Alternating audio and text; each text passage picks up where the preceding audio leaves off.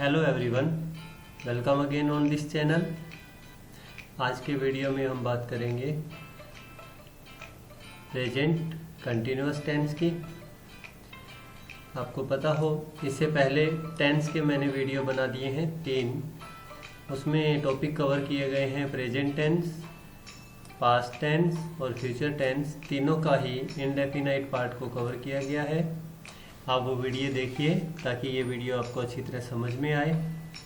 आज का जो हमारा वीडियो है इसमें हम प्रेजेंट टेंस का ही कंटिन्यूअस जो है इस पार्ट को टच करेंगे। तो सबसे पहले बात करते हैं टेंस क्या होता है। टेंस किसी भी वाक्य में क्रिया का वह रूप है जो हमें ये बताता है कि कोई कार्य कब होता है, या कोई कार्य कब हुआ, या कोई कार्य कब होगा। हम जानते ही हैं कि टेंस हैं वो 3 प्रकार के होते हैं। पहला प्रेजेंट टेंस जिसे वर्तमान काल कहते हैं, दूसरा पास्ट टेंस जिसे भूतकाल कहते हैं, और तीसरा फ्यूचर टेंस जिसे भविष्य काल कहते हैं। इन सभी के फिर 4 भाग किए जाते हैं। प्रत्येक का एक इंडेफिनाइट पार्ट होता है, एक कंटिन्यूअस होता है, एक परफेक्ट और एक परफेक्ट कंटिन्यूअस होता है। अब हम चलेंगे आगे। हमारा जो मेन आज का टॉपिक है वो है प्रेजेंट कंटिन्यूअस टेंस, वर्तमान जारी काल। इसे मैंने समझाने के लिए पहले सभी एग्जाम्पल सिंगुलर सब्जेक्ट के साथ लिए हैं। उसके बाद के जो जितने भी एग्जाम्पल हैं वो मैंने प्लूरल सब्जेक्ट के साथ लिए हैं, और इसके बाद आगे फिर मैंने एग्जाम्पल लिए हैं वो हैं आई के साथ। तो अब हम शुरू करते हैं पहले सिंगुलर सब्जेक्ट के साथ। ओके, तो ये जितने भी एग्जाम्पल आपको यहाँ नज़र आएंगे उन सब में मैंने सिंगुलर सब्जेक्ट लिया है। ओके, तो अब हम बात करते हैं पहले जो हिंदी के सेंटेंसेस हैं, हिंदी जो वाक्य हैं उनके अंत में क्रिया के साथ सामान्य रूप से ये शब्द होते हैं एंड में, जैसे कि रहा है, ओके, रही है, रहे हैं आदि होते हैं। ये आपको ध्यान देना है। हिंदी वाक्यों की एंडिंग ये रहती है, रहा है, रही है, रहे हैं। उदाहरण के लिए जैसे कि वह गा रहा है, गा रही है, या गा रहे हैं आदि। इसी प्रकार से नाच रहा है, नाच रही है, नाच रहे हैं आदि आदि। अब हम बात करेंगे कि पहले हमारे होता है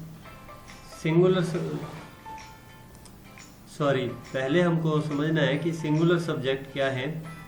तो सिंगुलर सब्जेक्ट एकवचन कर्ता को कहते हैं, जैसे कि यहाँ आपको दिखाई दे रहा है ही एकवचन सिंगुलर सब्जेक्ट है, शी सिंगुलर सब्जेक्ट है, रवि सिंगुलर सब्जेक्ट है, इट सिंगुलर सब्जेक्ट है। जब ये इस प्रकार के सिंगुलर सब्जेक्ट हों तो प्रेजेंट कंटिन्यूअस टेंस में इज लगाया जाता है, और उसके साथ वर्ब की पहली फॉर्म और उसके बाद उसमें आईएनजी जोड़ करके प्रयोग किया जाता है। तो चलिए शुरू करते हैं आगे। ये जो एफर्मेटिव सेंटेंस है, हम अलग अलग प्रकार के सेंटेंस होते हैं। तो पहले मैंने एफर्मेटिव के एग्जाम्पल लिए हैं, तो देखते हैं उनमें क्या है। तो एफर्मेटिव जो सेंटेंसेस हैं उसका पैटर्न ये रहता है, पहले सब्जेक्ट सिंगुलर सब्जेक्ट की बात है इसीलिए सिंगुलर ही लिख रहा हूँ मैं यहाँ, और अकेली हेल्पिंग वर्ब जो इसकी इज है उसी को ले रहा हूँ। उसके बाद वर्ब की पहली फॉर्म, उसमें आईएनजी जोड़ा जाता है। उसके बाद ऑब्जेक्ट, एडवर्बियल या प्रीपोजिशनल ऑब्जेक्ट लिए जाते हैं, जो साथ साथ ही हम समझेंगे ऑब्जेक्ट क्या होता है, एडवर्बियल क्या होता है और प्रीपोजिशनल ऑब्जेक्ट क्या होता है। अब हम एग्जाम्पल पे आ गए हैं। राजू बाजार जा रहा है, यहाँ आप देखेंगे राजू सिंगुलर सब्जेक्ट है, तो जब सिंगुलर सब्जेक्ट हो तो हमें क्या यूज करना है, इज का प्रयोग करना है। उसके बाद वर्ब की ये पहली फॉर्म गो है, उसमें हमें आईएनजी जोड़ देना है जैसे। तो और इसके बाद ये प्रीपोजिशन आई है टू, और उसके बाद एक नाउन है मार्केट। ओके, तो ये जो पार्ट है इसको बोलते हैं प्रीपोजिशनल ऑब्जेक्ट, क्योंकि ये प्रीपोजिशन के बाद आया है। यहाँ इसे लेने का मतलब ये है कि आप समझ जाएं कि ऑब्जेक्ट क्या होता है और प्रीपोजिशनल ऑब्जेक्ट क्या होता है, क्योंकि पैसिव बनाते समय इनको समझा हो तो पैसिव हमें आसानी से बना सकते हैं। तो चलिए अब बात करें, राजू बाजार जा रहा है, तो Raju is going to market. Okay, माता जी खाना पका रही है, तो मदर सब्जेक्ट सिंगुलर है, उसके बाद इज आएगा। उसके बाद कुक जो पहली फॉर्म है उसमें हम आईएनजी जोड़ेंगे, मदर इज कुकिंग, और ये इसका फूड जो है इसका ऑब्जेक्ट है। तो इस प्रकार से प्रेजेंट जो कंटिन्यूस टेंस है उसके सेंटेंसेस बनाए जाते हैं। अब हम बात करेंगे तीसरा जो एग्जांपल है, उसमें बच्चा सिंगुलर सब्जेक्ट है, रो रहा है। ओके, ये है इसकी वर्ब, और इसमें हम नोट करेंगे कोई ऑब्जेक्ट नहीं है, कोई प्रीपोजिशनल ऑब्जेक्ट नहीं है, कोई एडवर्बियल नहीं आया है, केवल एक सब्जेक्ट है बच्चा, और उसके साथ हमने एक वर्ब जोड़ दी है। बड़ा सिंपल, इसको सबसे सिंपल सेंटेंस बोला जाता है कि एक सब्जेक्ट आ जाए और एक वर्ब आ जाए, तो वो सबसे सिंपल फॉर्म होती है सेंटेंस की। अब हम बात करेंगे, इंग्लिश बनाएंगे इसकी। तो चाइल्ड सिंगुलर सब्जेक्ट है, उसके साथ इज, और उसके बाद जो क्राई है वर्ब की पहली फॉर्म, और उसमें हम आईएनजी ऐड कर देंगे, तो चाइल्ड इज क्राइंग। अब हम बात करेंगे आगे वाला जो हमारा उदाहरण है, वह अंग्रेजी पढ़ा रही है, तो सब्जेक्ट सिंगुलर है, शी इज लगा दिया जाएगा। टीच है वो वर्ब आ गई है फर्स्ट, उसमें हम आईएनजी जोड़ेंगे, और उसके बाद इसका ऑब्जेक्ट इंग्लिश लगा देंगे। ओके, अब एक बात जो मैं समझाना चाहता हूँ वो है कि अकर्मक क्रिया और सकर्मक क्रिया क्या होती है।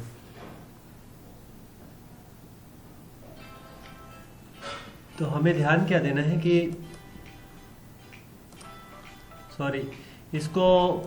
इस टॉपिक को इसलिए लिया है ताकि ये भी क्या होता है कि हम पैसिव बनाना सीखते हैं तो उस समय हमारे ये बड़े काम में आता है।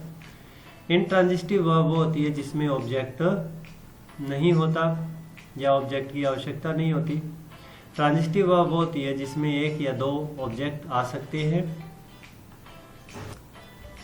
जब हम वर्ब के साथ क्या लगा के बोलते हैं तो हमें पता लग जाता है कि वो ट्रांजिटिव है या इंट्रांजिटिव है। जैसे कि यहाँ गोइंग मतलब जा रहा है। ओके, इसके साथ हम क्या लगाते हैं, क्या जा रहा है, तो आप देखेंगे कोई उत्तर नहीं आएगा। क्या जा रहा है इससे कोई मतलब नहीं बनता है। अब दूसरा जो है मदर इज कुकिंग, आगे है फूड। कुकिंग का मतलब पका रही, ठीक है, तो हम पूछेंगे क्या पका रही और इसका जवाब आएगा फूड, तो ये इसका ऑब्जेक्ट हो जाता है।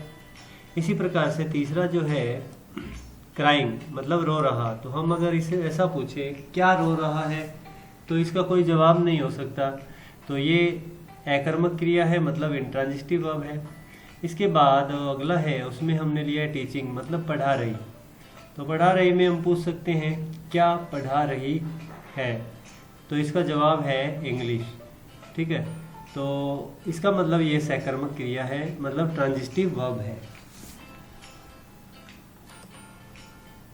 अब हम बात करेंगे ये जो इंट्रांजिटिव वर्ब है इसके मैंने लिया भी है, कुछ एग्जांपल लिए हैं, सॉरी।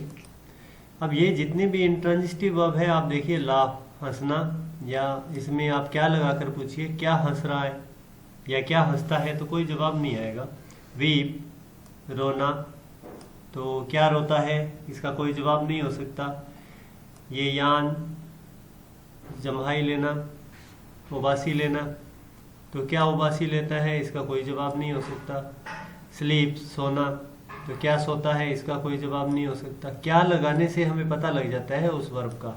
इसी प्रकार से ये ट्रांजिटिव वर्ब ली है, देखिए टीच मतलब पढ़ाना, तो आप पूछ सकते हैं क्या पढ़ाता है या क्या पढ़ा रहा है। तो इसका जवाब हो सकता है कि इंग्लिश पढ़ा रहा है, हिंदी पढ़ा रहा है, तो ये ट्रांजिटिव वर्ब होगी।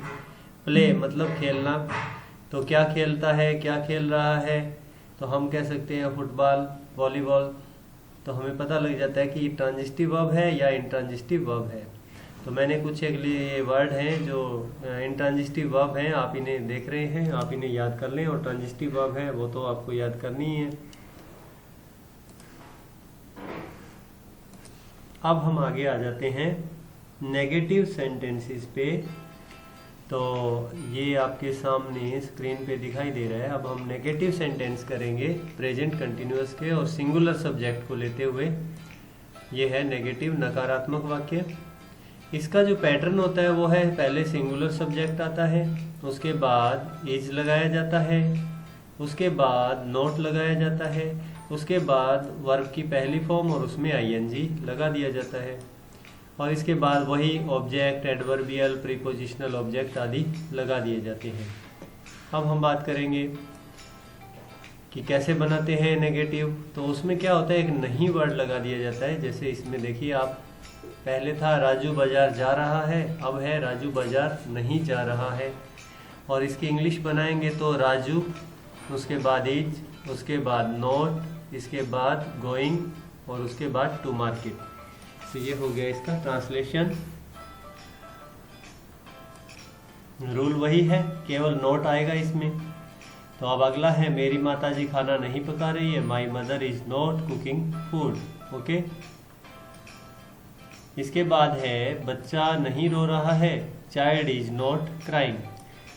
और उसके बाद है वह अंग्रेजी नहीं पढ़ा रही है, तो she is not teaching English. Okay. यहाँ ध्यान ये दें कि जो पैटर्न होता है उसको हमें फॉलो करना पड़ता है। जैसे कि उदाहरण के लिए ये Raju is not going to market, अगर आप इसे ऐसा बोलेंगे राजू नॉट इज बाद में बोलेंगे तो ये गलत हो जाता है।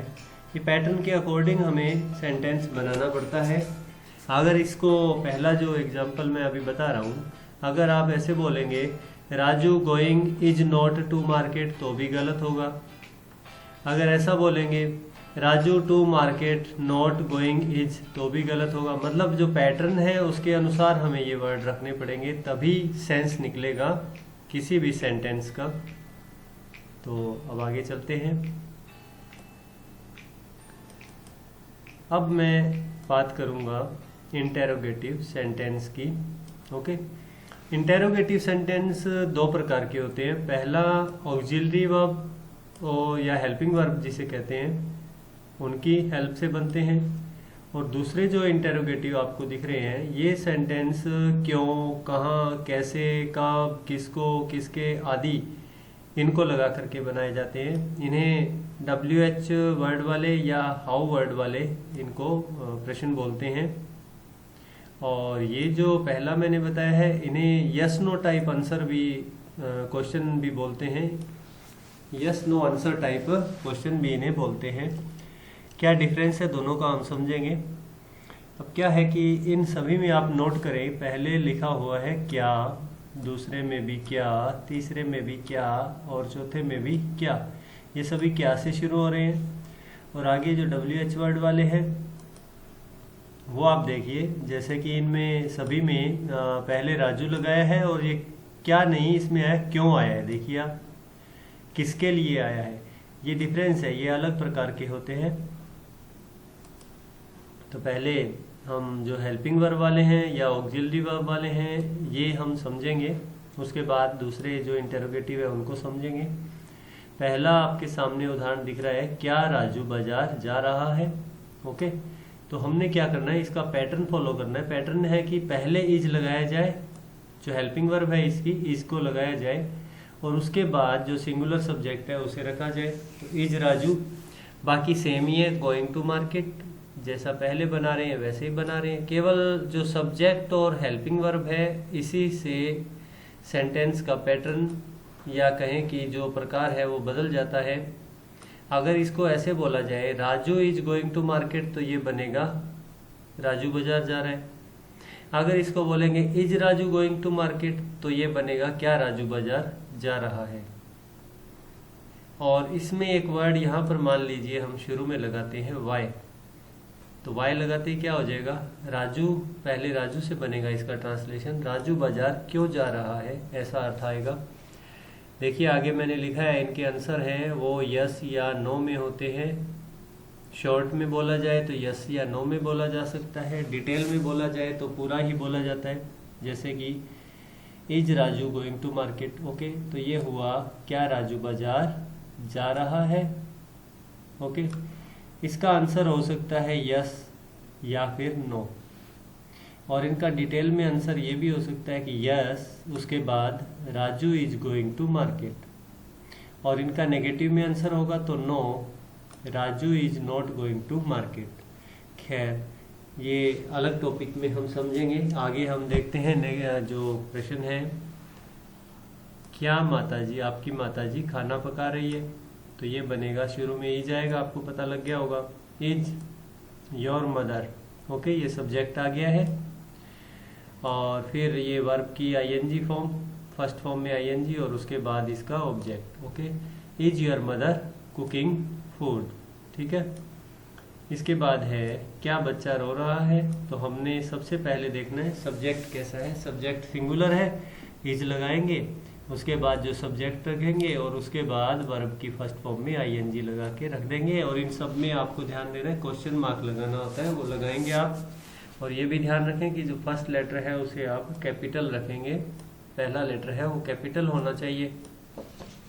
अगला है क्या वह अंग्रेजी पढ़ा रही है, तो ये बनेगा is she teaching English. Okay, अब अगला है क्या वरुण खेल रहा है, क्या वरुण खेल रहा है, तो इसमें भी इज लगेगा क्योंकि वरुण सिंगुलर है, इज वरुण और आगे आ गया प्लेइंग। ओके, इसका आंसर होगा यस या नो में।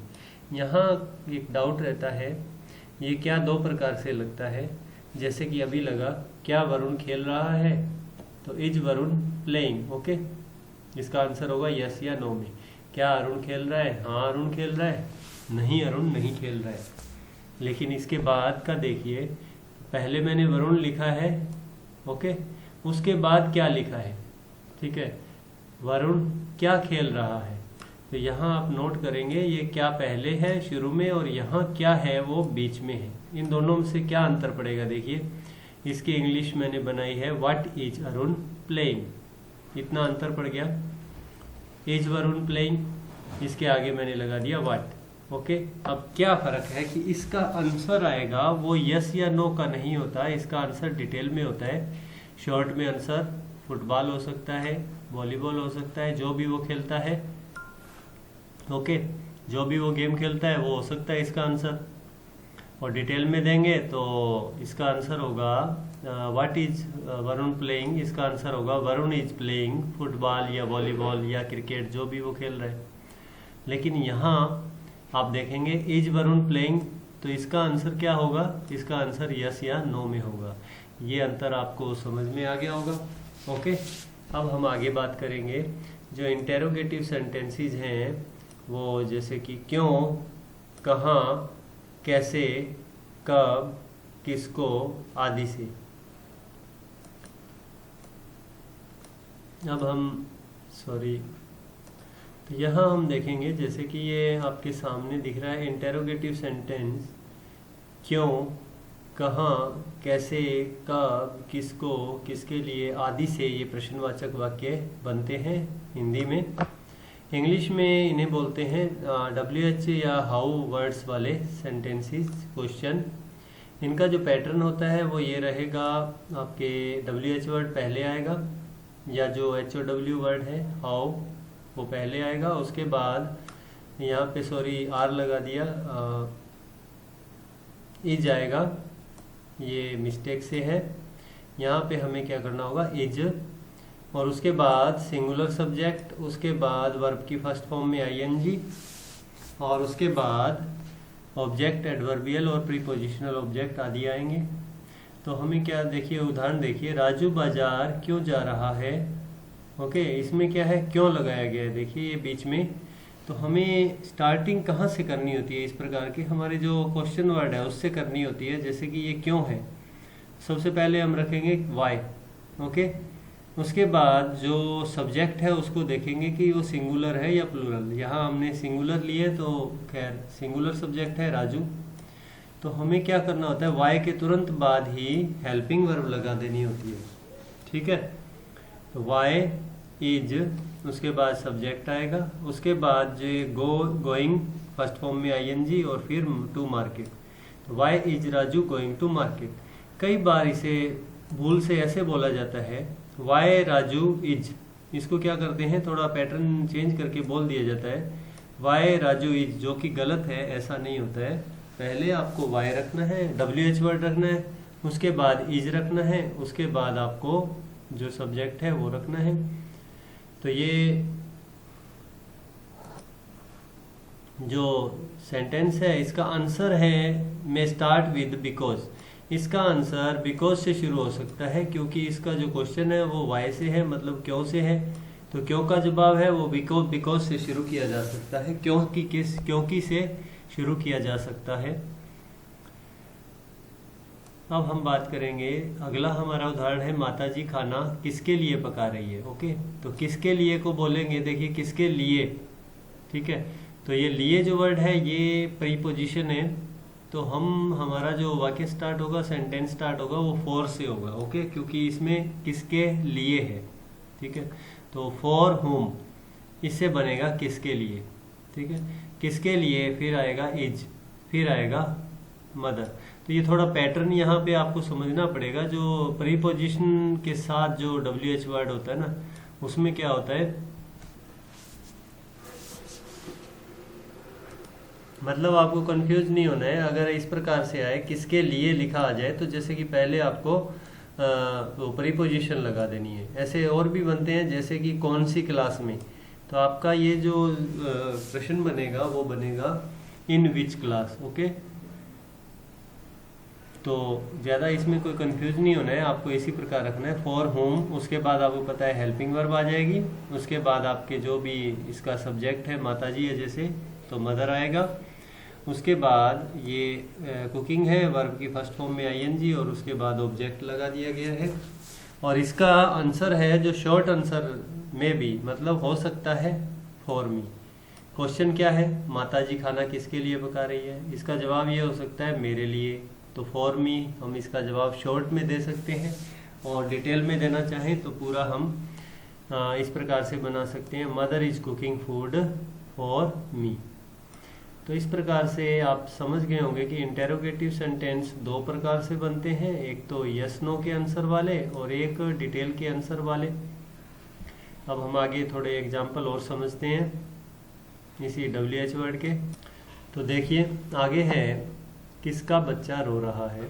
तो ये जो किसका वर्ड है इसका मतलब होगा हुज। ओके, वैसे पता ही होगा आपको। तो हुज चाइल्ड इज क्राइंग।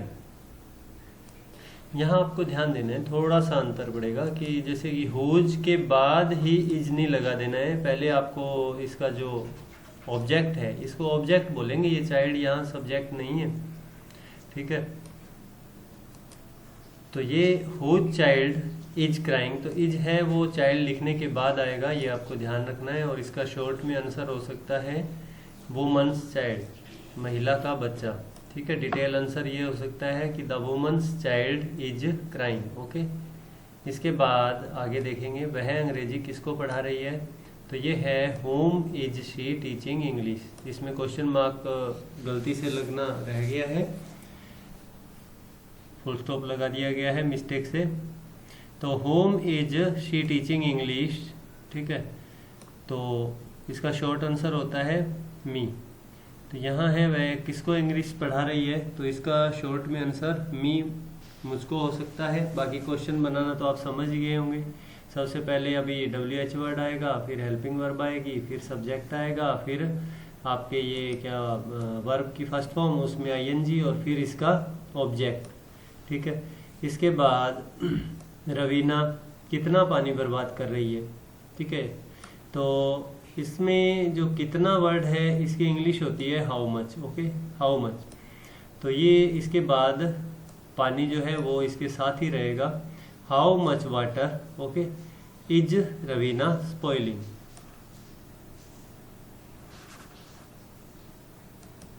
यहाँ भी ये ध्यान दें कि ये जो वाटर है ये इसका ऑब्जेक्ट है और ये रवीना है ये इसका सब्जेक्ट है। तो ये जो इज है वो रवीना को देख करके लगेगा, ठीक है।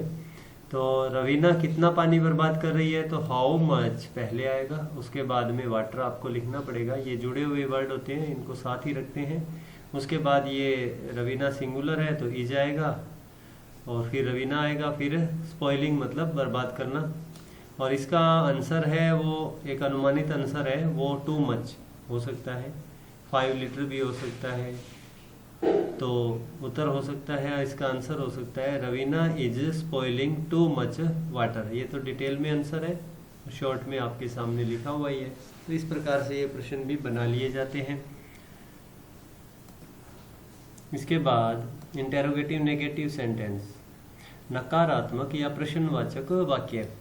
इनका पैटर्न होता है, पहले वो पैटर्न आपको देख लेना चाहिए। WH वर्ड आएगा, उसके बाद या फिर हाउ वर्ड जो भी आपके प्रश्न है वो आएगा।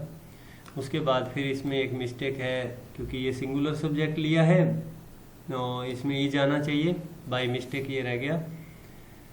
और फिर आपके नोट, उसके बाद वर्ब की फर्स्ट फॉर्म, फिर ING, फिर ऑब्जेक्ट, फिर एडवर्बियल या प्रीपोजिशनल ऑब्जेक्ट आदि, ठीक है।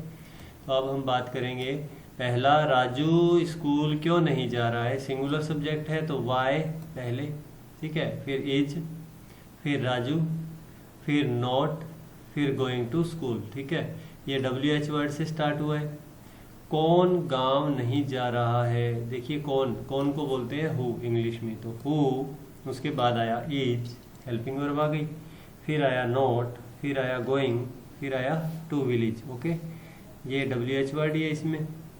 फिर है किसका बच्चा रो रहा है, तो किसका को बोलते हैं इंग्लिश में हुज, ओके, हुज। उसके बाद चाइल्ड, पहले ही बताया हुज के साथ ही रहता है जो ऑब्जेक्ट होता है। हुज चाइल्ड इज क्राइंग, ठीक है, हुज चाइल्ड इज क्राइंग। फिर है वह अंग्रेजी किसको पढ़ा रही है, तो home is she teaching English, okay. ये भी WH वर्ड से है। वह इसे, आगे है वह इसे कैसे हल कर रहा है, तो how is he solving it. ये सब आपको, ये पैटर्न है, इसको अच्छी तरह समझ लेना चाहिए। पैटर्न में ये मिस्टेक्स हैं, आपको रिमूव करनी है, क्योंकि सिंगुलर में हम सब्जेक्ट में इज लगाते हैं। इसके बाद क्या वह हमारे साथ नहीं खेल रहा है, ओके, क्या वह हमारे साथ नहीं खेल रहा है। ये जो बड़े हैं सेंटेंसेस, इनको, इनमें कंफ्यूज नहीं होना है आपको। तो ये मैंने किस लिए लिया है, क्योंकि ये हेल्पिंग वर्ब से स्टार्ट हो रहा है और साथ में नोट भी है, ठीक है। ये WH वर्ड या हाउ वर्ड वाला प्रश्न नहीं है। ये क्या वाले जो है, ये यस नो वाले आंसर होते हैं, यस नो टाइप इनके आंसर होते हैं। क्या वह हमारे साथ नहीं खेल रहा है, तो is he not playing with us, okay. इसके बाद अब कौन जा रहा है, तो यहाँ पे शुरू में अब है, ठीक है। इसके बाद हमें तो क्या ध्यान रखना है, जो कौन, क्या, सॉरी कौन, कैसे, कहाँ, इन वर्ड को सबसे पहले बनाना होता है। तो कौन की इंग्लिश पहले बनेगी हु, उसके बाद हेल्पिंग वर्ब इज, और उसके बाद गोइंग नाउ,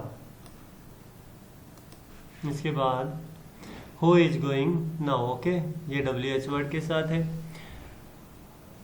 तो ये थोड़े मैंने मिक्स लिए हैं, यहाँ पे एग्जांपल आप समझ गए होंगे। शुरू में जो WH वर्ड और नोट के लिए हैं और इसके बाद थोड़े मिक्स लिए हैं, ठीक है। तो अब आगे चलते हैं। प्रेजेंट कंटिन्यूअस टेंस में ही ये जो हमारे जो प्लूरल सब्जेक्ट लेंगे तो क्या अंतर आएगा, वो मेन देख लें कि उसमें R लगना शुरू हो जाता है। ये बस यही अंतर है, बाकी तो वही वर्ब की पहली फॉर्म आएगी, object, pre adverbial, prepositional object आदि वहीं आएंगे, ठीक है। तो हमें प्लूरल सब्जेक्ट समझ लेना है पहले। प्लूरल सब्जेक्ट क्या है, प्लूरल सब्जेक्ट का मतलब जैसे कि एक से ज़्यादा, तो जैसे कि वी है प्लूरल है, यू बहुवचन है प्लूरल है, इसके बाद दे प्लूरल है, इसके बाद कैटल पशु ये भी प्लूरल है, इसके बाद चिल्ड्रन प्लूरल सब्जेक्ट है, इसके बाद माई पेरेंट्स आप समझ गए होंगे ये प्लूरल सब्जेक्ट है, रवि एंड सुनील ये भी प्लूरल सब्जेक्ट है, बहुवचन करता है। तो इसमें हमें क्या विशेष देखना है कि आर लगाना है, ठीक है। और वर्ब की तो वही रहेगी पहली फॉर्म और उसमें आईएनजी का, ठीक है। तो यहाँ हम बात करेंगे जो एफर्मेटिव सेंटेंस है क्या पैटर्न है उसका। जैसे कि प्लूरल सब्जेक्ट होगा तो क्या आएगा, उसके साथ आर आएगा, उसके बाद वर्ब की पहली फॉर्म आईएनजी लगाएं और उसके बाद ऑब्जेक्ट आदि लगाएं। तो ये उदाहरण हैं जो अब आप समझ गए होंगे अच्छी तरह से, इनको शीघ्रता से करेंगे। हम बाजार जा रहे हैं तो वी प्लूरल होने के कारण हम आर लगा रहे हैं। इसके बाद जो फर्स्ट फॉर्म है गो, उसमें आईएनजी जोड़ना है और उसके बाद टू मार्केट। ओके, सेम हुआ। हम बाजार जा रहे हैं तो we are going to market. महिलाएं खाना पका रही हैं तो वीमेन, ये है women are cooking food. Okay, और बच्चे रो रहे हैं, सॉरी, इसके बाद है बच्चे रो रहे हैं तो बच्चे आप जान गए होंगे कि चिल्ड्रन प्लूरल सब्जेक्ट है तो आर लगेगा और उसके बाद क्राइंग, चिल्ड्रन आर क्राइंग। इसके बाद है वे अंग्रेजी पढ़ रहे हैं तो दे आर रीडिंग इंग्लिश। ये हमने अभी डिस्कस कर ही लिया है कर्मक सकर्मक सॉरी ट्रांजिटिव और इंट्रांजिटिव के बारे में। अब नेगेटिव में भी इसी प्रकार से है, बस आप पैटर्न देख लीजिए। प्लूरल सब्जेक्ट होगा तो क्या आर आएगा, आर के बाद आपको नोट लगा देना है।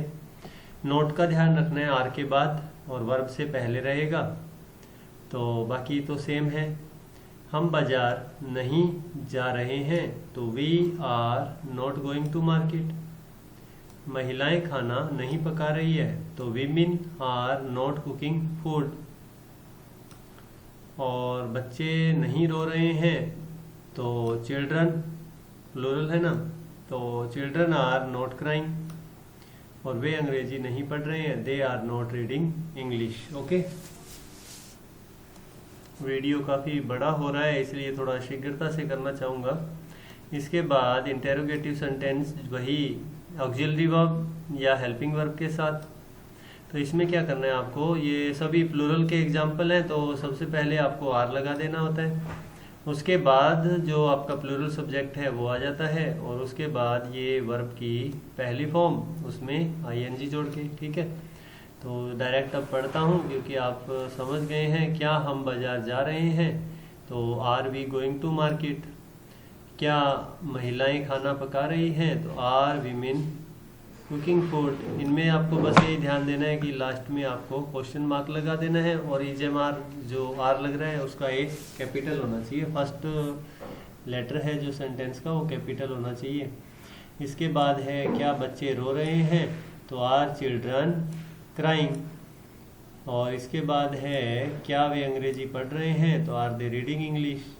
इसके बाद है क्या बच्चे खेल रहे हैं तो आर चिल्ड्रन प्लेइंग। ओके, इसके बाद इंटेरोगेटिव भी हमने डिस्कस तो कर लिया। इसमें बस यही अंतर रहेगा कि ये WH या हाउ वर्ड के साथ होंगे और इसका ये पैटर्न आप देख लें, WH वर्ड, हाउ वर्ड, उसके बाद आर, उसके बाद प्लूरल सब्जेक्ट, फिर वर्ब फर्स्ट। और ये जो पैटर्न है बस आपको ये समझ लेना है।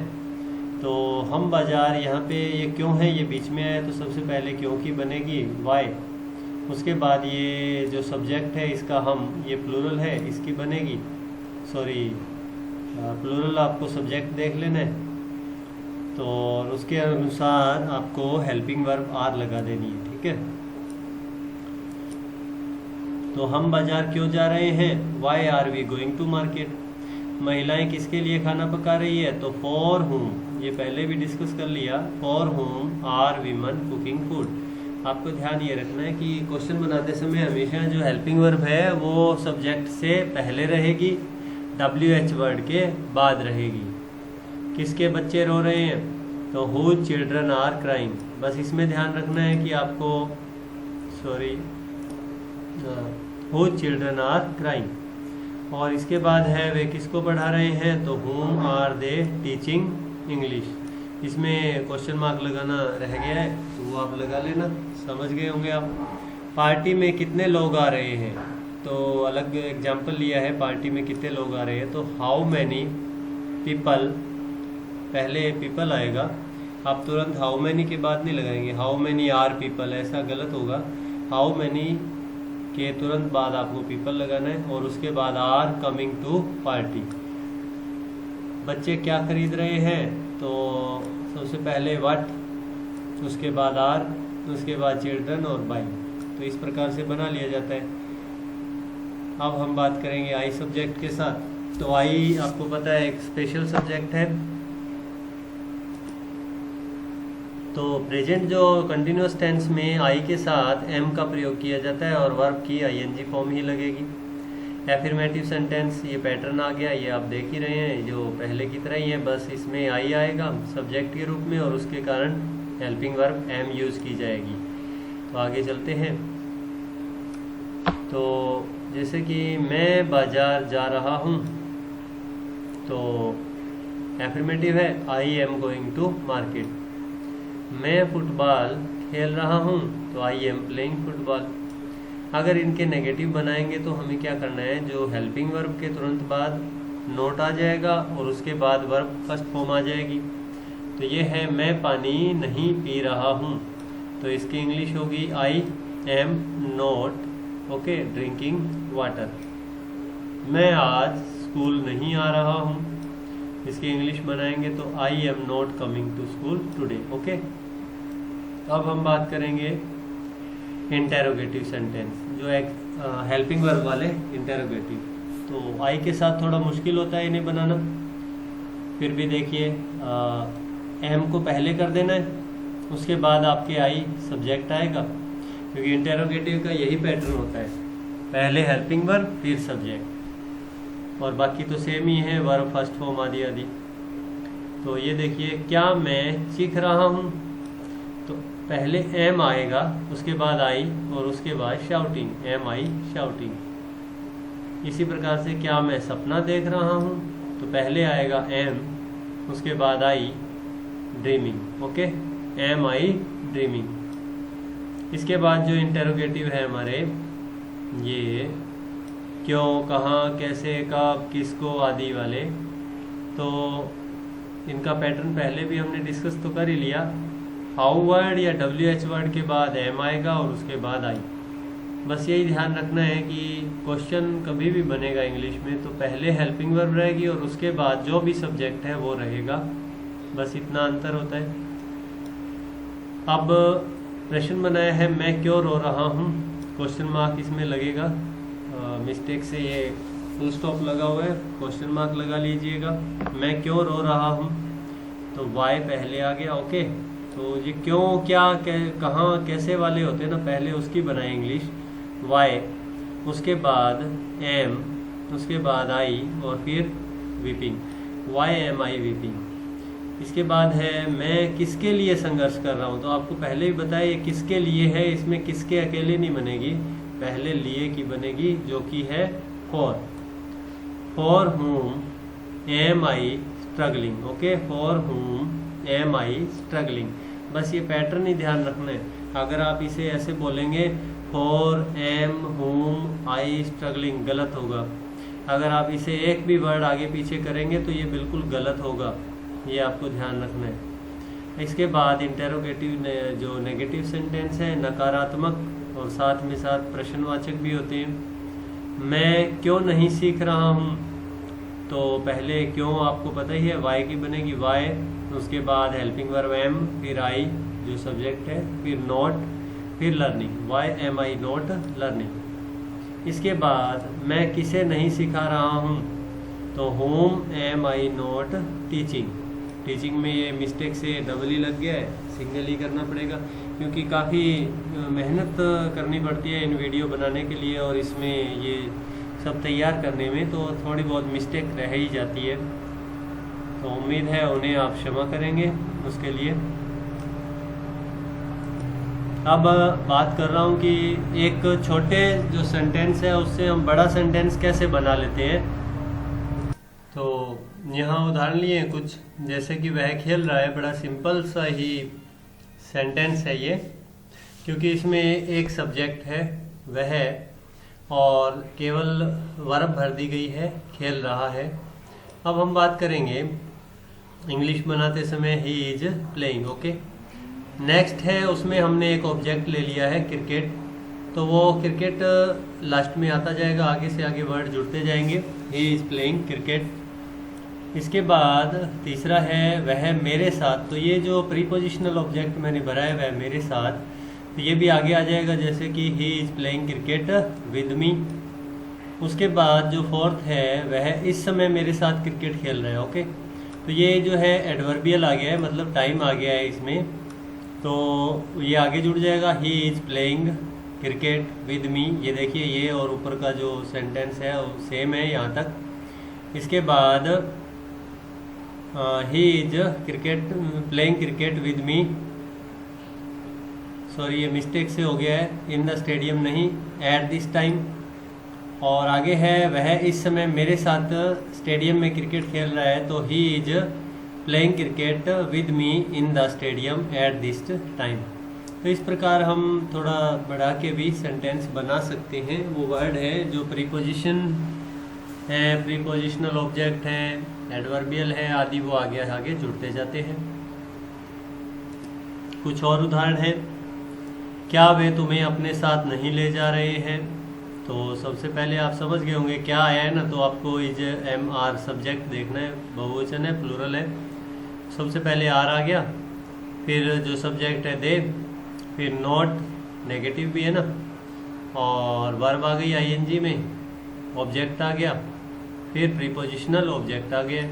तो क्या वे तुम्हें अपने साथ नहीं ले जा रहे हैं, are they not taking you with them. हम एक दूसरे की सहायता क्यों नहीं कर रहे हैं। तो सबसे पहले देखिए इसमें क्यों आ गया है, आपको ध्यान है, तो सबसे पहले वाई, उसके बाद हेल्पिंग वर्ब आर, फिर जो सब्जेक्ट वी नॉट, फिर मेन वर्ब, और फिर ईच अदर, एक दूसरे की, ये इसका ऑब्जेक्ट आ गया। इसके बाद कोई भी क्यों नहीं जा रहा है, तो क्यों जो है उसकी बनेगी why is no one going. इसके बाद प्रत्येक व्यक्ति सहायता करने के लिए आगे आ रहा है, ठीक है, तो everyone is coming forward to help. और तुम क्या कर रहे हो, व्हाट आर यू डूइंग। तो इस प्रकार इस वीडियो में थोड़ी बात की गई है प्रेजेंट कंटिन्यूअस टेंस की। उम्मीद है आपको समझ में आया होगा। बड़ा वीडियो है, काफ़ी समय लगता है, मिस्टेक रहना स्वाभाविक है। और आप कमेंट करिए, अच्छा लगे तो लाइक करें और इसे शेयर करें। थैंक्स, मिलेंगे अगले वीडियो में।